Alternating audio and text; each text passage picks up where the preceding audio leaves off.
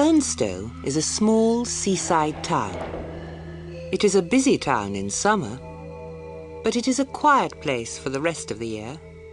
In spring and autumn, only a few people go there. They go to Burnstow to play golf.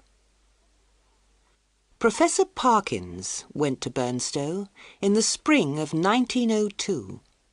He stayed at a small inn called the Globe. The Globe Inn was very near the sea. There were only 2 rooms for guests at the inn. There was a guest in one of the rooms, so the professor had to stay in the other. The landlord took the professor upstairs to the room. The landlord unlocked the door and showed the professor the room. "This is the room, sir," he said. "There are 2 beds. Both of them are comfortable. You can choose the bed you want. There's a good view of the sea from the window." Professor Parkins looked out of the window.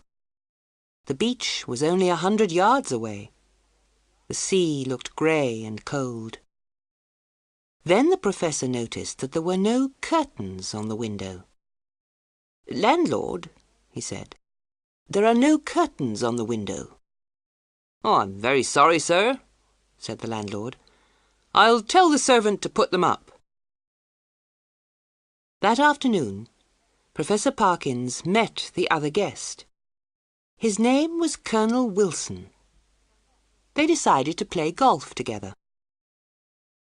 The 2 men walked along the road to the golf course. They talked about their lives and their work. Colonel Wilson had been an army officer in India. He had lived in India for many years. "I am an archaeologist," said Professor Parkins. "I study history by digging up old buildings." "Are there any old buildings here in Burnstow?" asked the Colonel. "I believe there was an old church near the golf course," said the Professor. "But it was pulled down in the 14th century. "Why?" asked the Colonel. "It's unusual to pull down a church, isn't it?" "Yes," said the Professor. "I don't know why it was pulled down. That's why I want to look for it. I want to find the place where the church stood." They played golf for most of the afternoon. "Shall we go back to the inn for a drink before supper?" the Colonel asked. "I will see you at the inn in half an hour," the Professor said. "First, I will look for the old church." "Don't be late," said the Colonel. "It will be dark soon." The Colonel walked along the road towards the inn. The Professor walked towards the beach. He looked at the ground carefully. There were many large grey stones near the beach. The stones were covered with grass. They were placed in the shape of a circle. The Professor touched a stone with his foot. The stone moved. There was a hole underneath the stone. Professor Parkins looked into the hole. It was dark in the hole, and he could not see anything, so he lit a match. The wind blew the match out. He put his hand into the hole. The hole was empty. No, he was wrong. His fingers touched something made of metal. He pulled it out of the hole. It was a piece of metal about 4 inches long. It was old and dirty. He put it in his pocket. The picture sequence from the cinema has finished. You can look at it once more if you want.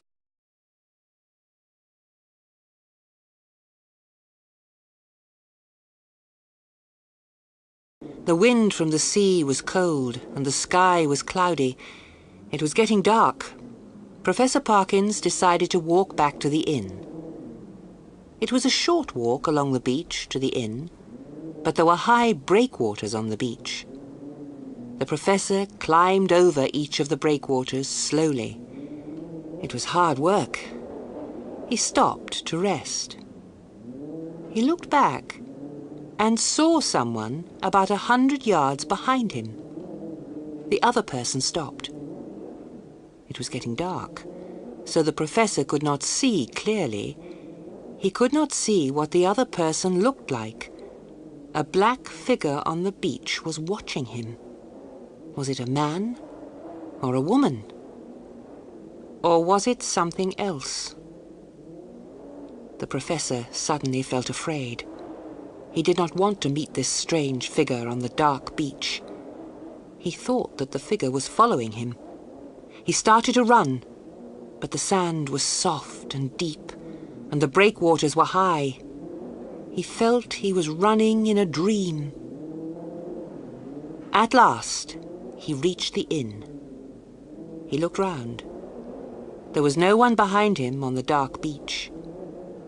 He was cold and tired, and very glad to go into the warm inn. The Colonel was waiting for him. They ate supper together and talked about golf. Then the professor went upstairs to his room. As he took off his jacket, he remembered the piece of metal in his pocket. He took it out and looked at it by candlelight.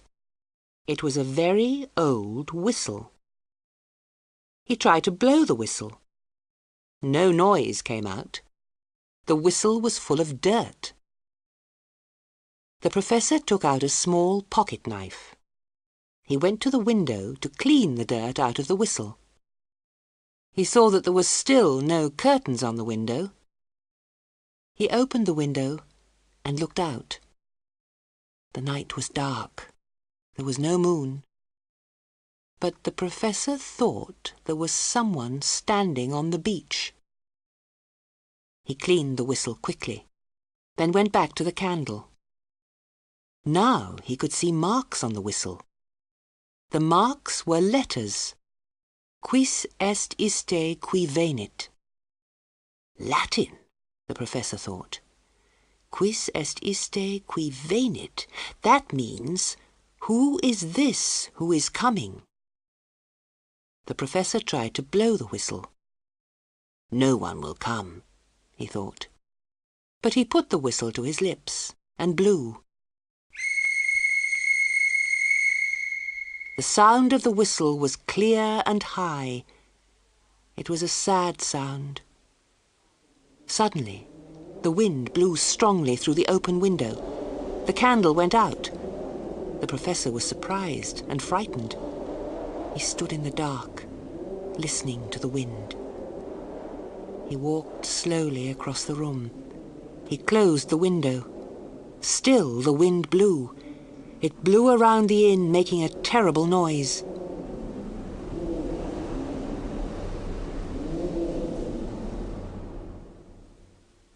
The professor relit the candle with a match. He felt tired and cold.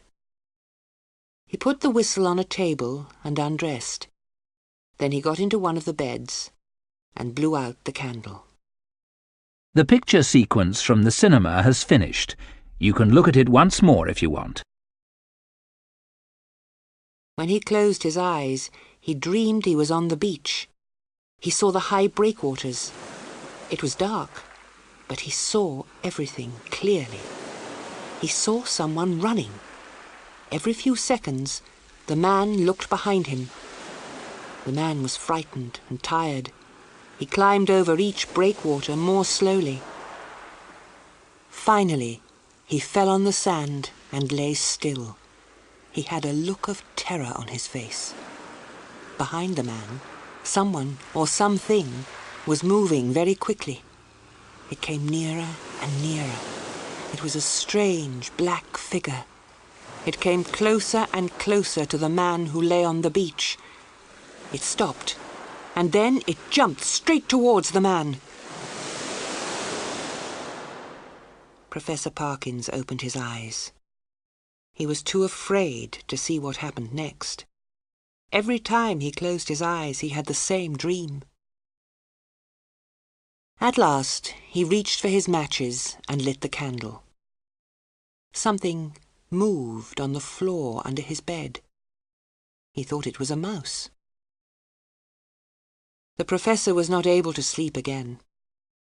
When morning came, he went downstairs for breakfast. "You don't look well," the Colonel said. "A game of golf will make you feel better." "Yes," said the Professor. "I need some fresh air." After breakfast, the Professor went upstairs to get his hat. The servant was cleaning his room. "Good morning, sir," the girl said. "It was cold and windy last night.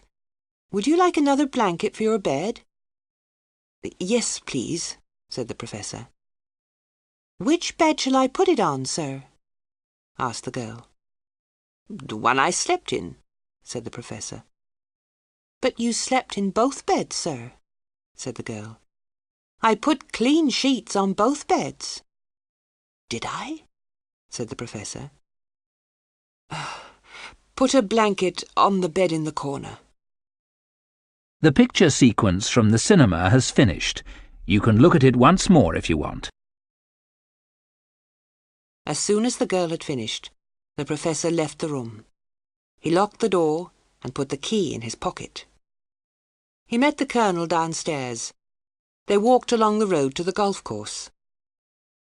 "It was very windy last night," said the Colonel. "When there was a bad storm in India, we said that someone had whistled for the wind."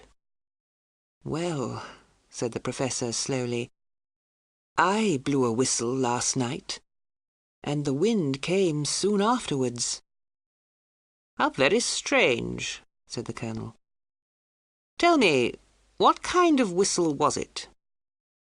The Professor told the Colonel about the whistle. He told him how he had found it. He told him that he had cleaned it and blown it. He did not tell him that he had stayed awake all night. The Colonel listened to the story, but said nothing. They played golf until late in the afternoon. They walked back along the road to the inn. The Professor did not want to walk back along the beach. They were very near the inn when a boy came running towards them. He ran straight into the Colonel and fell over. "What's the matter?" the Colonel asked angrily. "Look where you're going." The boy was very frightened. The Colonel spoke to him again. "Who are you running away from?" "The thing in the window," the boy answered. He was crying. "What thing?" the Colonel asked. "Come and show us." The boy took them to the front of the Globe Inn. He pointed up to a window. "It was up there, sir," he said. "It was waving at me. But it was a horrible thing, sir. I don't think it was alive." "Don't be afraid," the Colonel said. "It was someone trying to frighten you. Go home and forget about it." The Colonel looked at the Professor. "That's the window of your room, isn't it?" he asked. "Yes," said the Professor. "There's something strange going on. Will you come upstairs with me?" The two men went upstairs together. The Professor's room was locked. He opened the door with his key. Inside the room, one of the beds was untidy. A sheet lay on the floor by the window. The Professor called the servant. "Who has been in my room?" asked the Professor. "No one, sir," the servant replied. "There are only 2 keys to this room. You have one, and the landlord has the other." The Professor went to find the landlord. "I didn't go into your room while you were out, sir," said the landlord. The Professor and the Colonel ate supper together. "I can't understand it," said the Professor. "How can someone have gone into a locked room?" "Show me the whistle you told me about," said the Colonel. The Professor showed it to him. "What will you do with it?" asked the Colonel. "I shall put it in a museum," said the Professor. "Throw it into the sea," said the Colonel. "I'm going to bed. Call me if you need me in the night." The picture sequence from the cinema has finished. You can look at it once more if you want. Professor Parkins went to his room. The night was clear and the moon was full. Bright moonlight shone through the window. There was still no curtains. The professor was angry.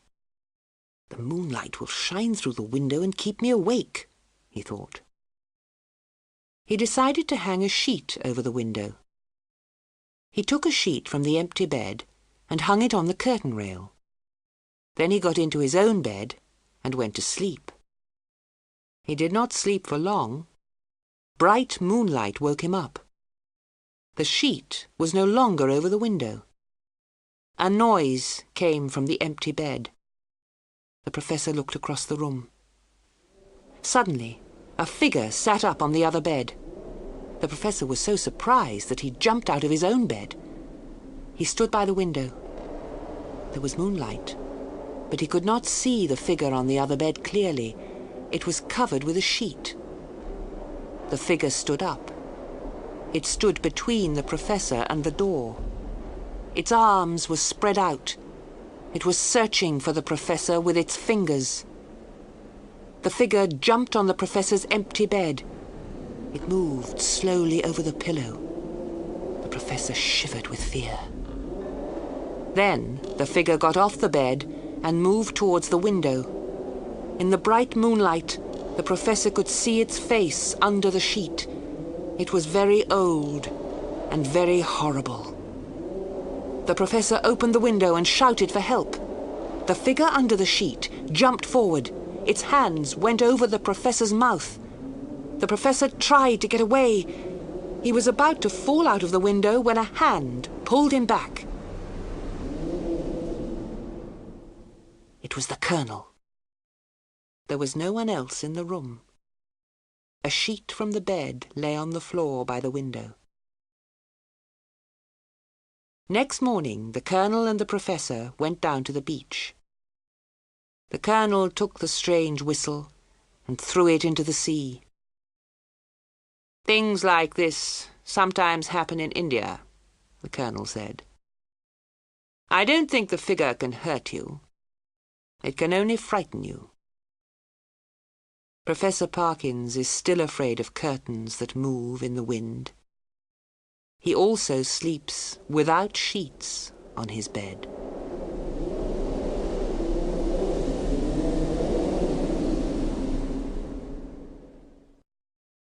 The picture sequence from the cinema has finished. You can look at it once more